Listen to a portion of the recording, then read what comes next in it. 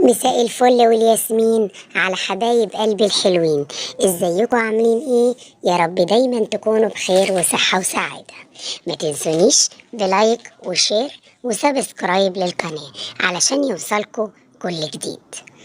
النهاردة طبعا جايبالكم معلومة حلوة جدا عن بيت الفراخ.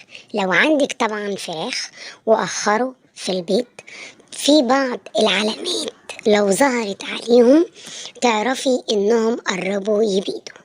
يا ترى ايه العلامات دي؟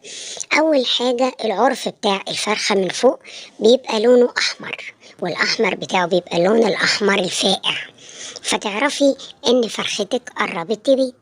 طب ايه تاني؟ لو الديك بدأ يكسر الفرخة، ده دليل على ان هو بدأ يعمل عملية اخصاب ليها، فبالتالي الفرخة هتبيض. ايه كمان؟ لو انا لقيت الفرخة بتعمل صوت، في بعض الصوت كده للفرخة بيدل على انها هتبيض.